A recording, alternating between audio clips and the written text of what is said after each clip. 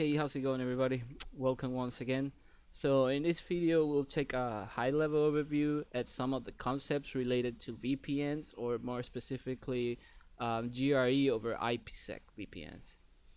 And then after we do that, we're gonna see how to get that situated in a multi-vendor environment. So we'll see how to configure that on a Cisco and a Juniper device. And so lately I've been using these cool things called Prexy. So let me bring it up. And so it's kind of like a PowerPoint presentation. All right, so this is what we're gonna have. Usually, excuse me. Usually the reason that we implement a VPN is because we wanna connect two remote sites together. So and that's usually happens over the internet. So what we're gonna have is GRE tunnel, and then on top of that we're gonna have our IPsec tunnel. So let's see. Alright, and the reason that we want to have a GRE tunnel within the IPsec is because the IPsec by itself it doesn't allow for it only allows for unicast traffic. So you can imagine if we want to have our dynamic routing protocols across the VPN. We're not going to be able to do that in an IPsec tunnel. So that's the reason why we set up a GRE tunnel. So GRE is a Cisco proprietary.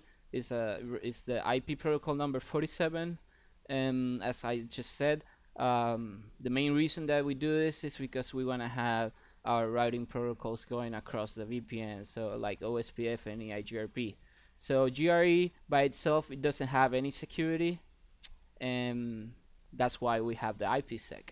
So IPsec basically has three main protocols that it runs on. So we have the authentication header or the AH, which is the one that provides the authentication.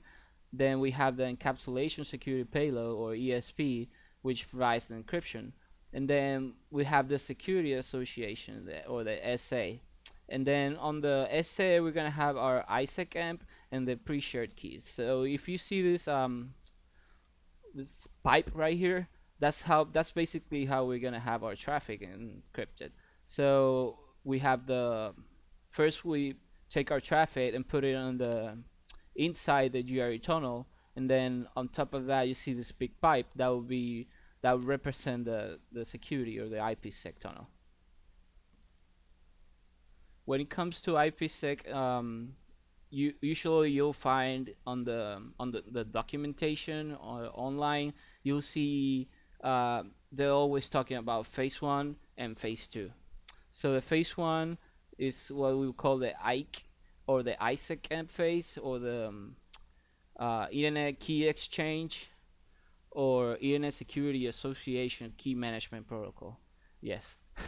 So basically, um, what the phase one takes care of is the negotiation protocol that lets two hosts agree, or our two remote sites agree on how to build the IPsec Security Association. So there's that. The ISACAMs basically separates the negotiation in two phases, as we just said.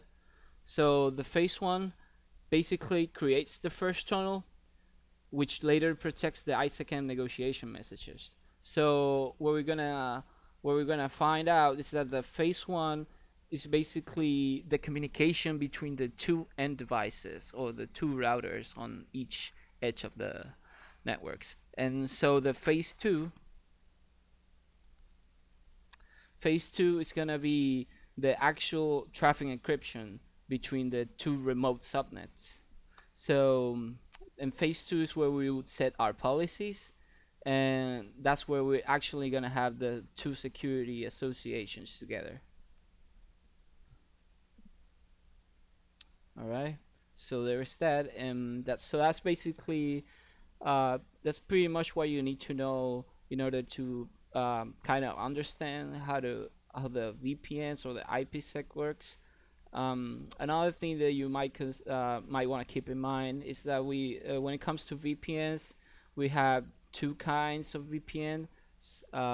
So we could have the routed based or the policy based VPNs. And pretty much the difference between the two is that the routed based VPNs will see uh, you'll be able to see that the traffic is routed in terms of the routing table. So like in the routing table, you should be able to see a route pointing to the remote network, and then it should have the next hop as the tunnel interface, as opposed to the a policy-based VPN where you would have an access list specifying the interesting traffic, and that's how they call it, the interesting traffic or the traffic that's going to go across the VPN.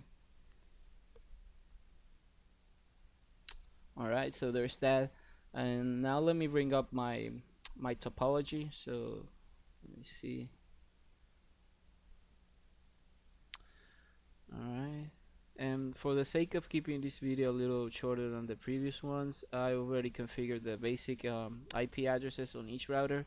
So let me bring this up. Alright, so if you see, we have router 1, 2, 3, and 4. So router 2 and 3, they're gonna act as the internet cloud, and so router 1 and 4 are gonna be the sites, the remote sites that we want to connect together. So I created two loopbacks to simulate the remote networks. So it's gonna be 192.168.10.1 and 192.168.40.4. So I use OSPF to create some adjacencies between router 1 and 2, router 2 and 3, and 3 and 4. So of course I didn't activate the OSPF process on the loopback interfaces because we want to connect those two loopbacks through the tunnel that we're gonna create. So and for that we're gonna set up a static route. So let's take a look first at the configuration, and actually, let me just verify my config real quick. If everything went right, we um, should be able to ping 10.0.34.4, which is this interface right here, and we can. Okay. So another thing that you might wanna know is show security zones. So by default, the factory default configuration on the SRX's routers or firewalls, you're gonna have the security zone trust, and then the host inbound traffic. What I did is that I deleted what was in there, and then told it to allow all the sister services as well as all the protocols. So that will allow me to create the OSPF adjacency as well as to ping the interfaces under the security zone called trust. So there's that. Alright, so let's take a look at the IPsec configuration on the Cisco side first. And most of the config is gonna happen on the crypto um, hierarchy. So we're gonna say crypto ISACM, and we're gonna say policy, and let's just say policy 1. And this number doesn't really mean anything. It's just that when the router is trying to establish that security association with the remote router, it's gonna try and grab one policy at a time until it finds the one that suits the other end. So we'll say 1, and then encryption is gonna be 3DES, and authentication we're gonna use a pre-shared key. So there's that, and we'll say group 2. That's the default element, and then that's got a match between the two routers, and then lifetime 28,000 actually, yeah, and then oops, okay, and so the lifetime is just the limit for how long the security appliance is gonna use the same encryption key before trying to replace it. So there's that. And so we exit out of here and say crypto ISACM key, and we're gonna say 0 because it's gonna be unencrypted, and we're gonna use ASD 123.456, and address, that's gonna be the remote end IP, so it's gonna be this one right here, is 10.0.34.4. Okay, exit out of here. Oh, or actually, okay, and then crypto IPsec.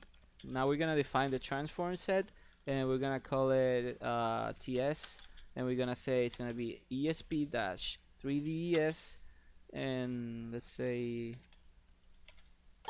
SHA HMAC. Yes. All right. So there's that, and we're gonna say mode transport. Exit out of here. Say crypto. Now it's time to configure the IPsec profile, and we're gonna give it a name. Gonna call it VPN profile. Set. We're gonna associate it to the transport set that we just created. And it's TS.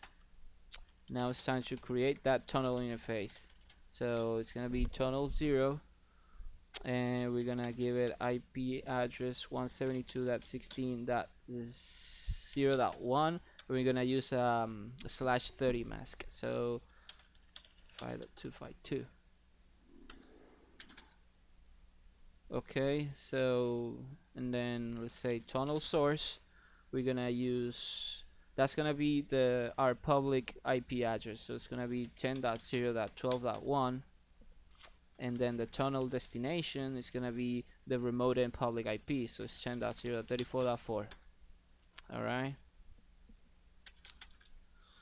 Then we're gonna say tunnel mode, and it's gonna be an IPsec and IPv4. And then we want to protect that tunnel, so we're gonna use protection, and then IPsec, and the profile we just created, it was VPN profile. Let me double check that. Yes.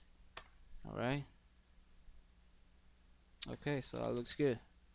Exit out of here, and actually interface tunnel 0.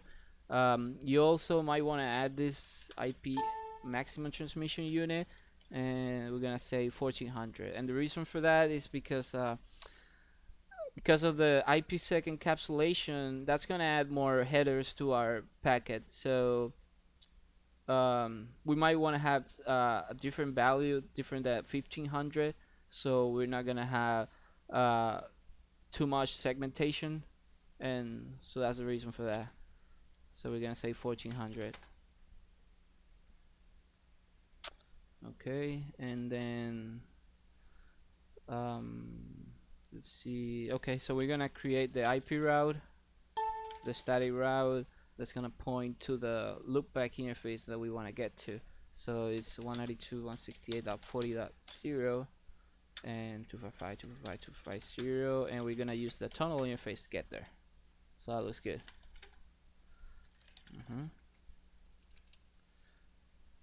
All right, so let's jump over to the router 4.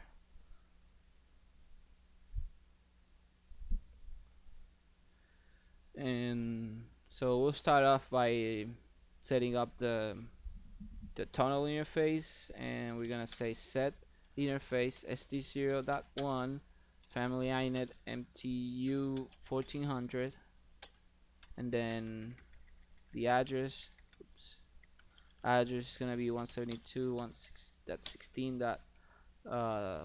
Did we use 0? Let me see. Show IP interface brief. That's 0.1, so it's gonna be that 0.2/24. I mean /30. Yes. All right. So that looks good.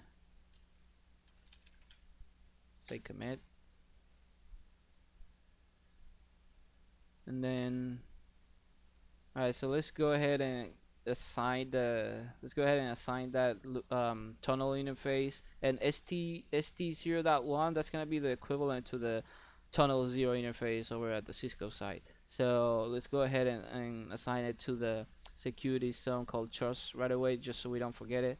And say set security zones trust interface and st0.1. Okay, good. Say commit. All right. So I'm gonna move up to the security hierarchy, and then yeah. So let's start from here and set IPsec policy, and we need to name this policy. We're gonna say IPsec policy, and then mode, it's gonna be main, and the proposal set, we're gonna say is compatible. So basically, we're telling the router to, hey, whatever you get from the other side, just try and be compatible with it. And then the pre-share key, it's gonna be text. Okay. And for the other side, we use ASD 1234566. Okay. So that's it for the IK policy. And now let's look at the set IK gateway. And we're gonna say IK gateway just to give it a name. And we're gonna associate it to a policy, the one that we just created. So there's that. And we're gonna say address, and that's gonna be the remote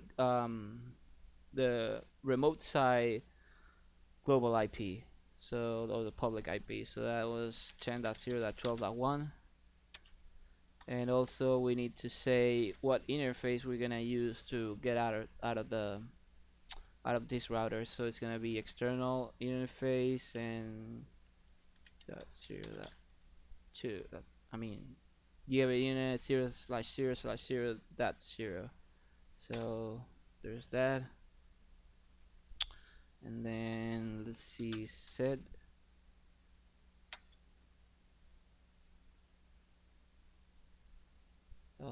IPsec. And then, alright, so we're gonna say set IPsec and create a policy, and we're gonna name it IPsec Policy. Alright, so proposal set, and we're gonna say standard,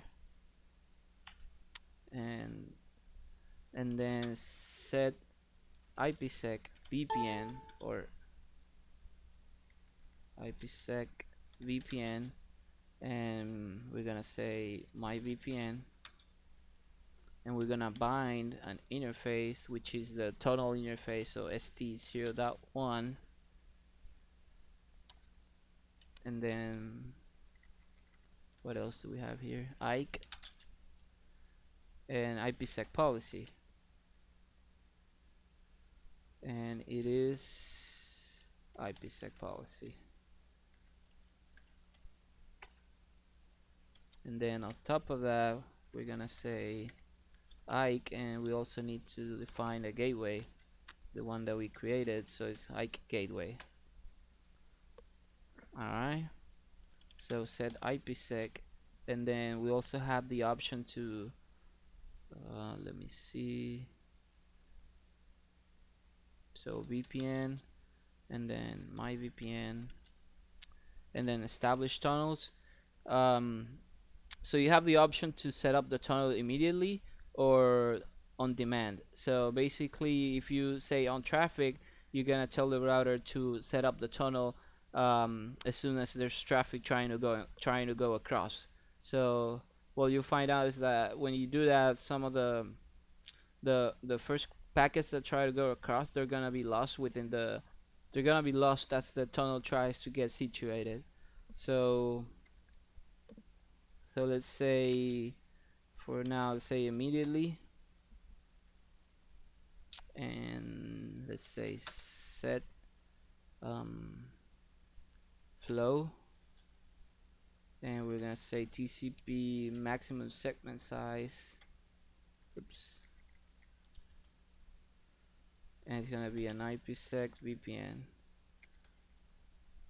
Okay, so let's commit to that.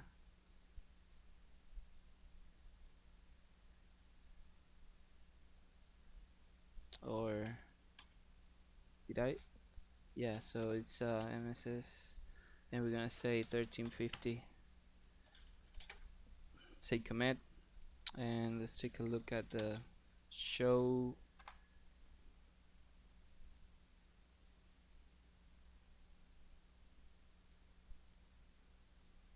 And then on the zones, we have the three interfaces in the security and the trust zone.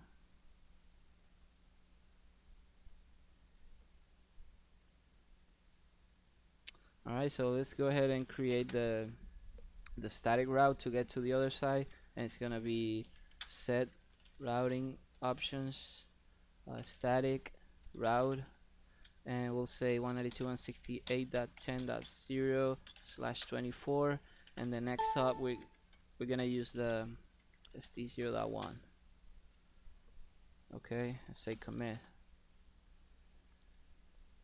So now if we go over to the Cisco side, we see our tunnels up, so that's a good sign. And then let's see, show crypto ISACM SA, or the Security Association, says it's active. If we look at the IPsec, so that's good. So that's basically saying we're using the outbound ESP, and then this is the transform set that we're using, and it's being used by the tunnel interface, and the status is active. So that's a good sign. Let's look at the routing table. Show IP route. We have a route to get to the 192.168.40.0 network, and on this side, show route. We have that. Okay. All right. So now if we do a trace route to the 192.168.40.4, we should be able to see that the traffic it will be one hop away because it's going across the tunnel. So let's say, you know what?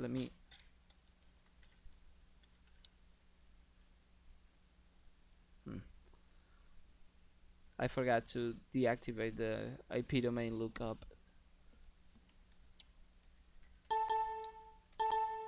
All right. So, but there it is. It's just one hop away. Let me just no IP domain lookup and try one more time. So there it is, right there. So as you can see, we're going straight from here to here. We're not taking into account these two hubs right here. So, and same on the other side. If we do exit out of here, we do trace 192.168.10.1. It's just one hop away.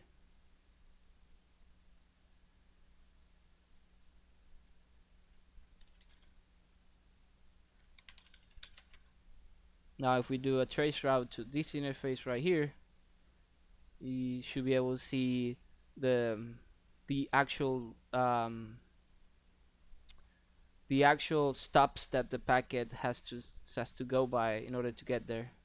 So that's pretty much what IPsec is all about, um, and that's what I wanted to show you for now. Let's see. So I'll be uploading this video, of course, to my YouTube channel, as well as I'm gonna create a post to um, my website. And I've been working on this. It's called Fire Protocol.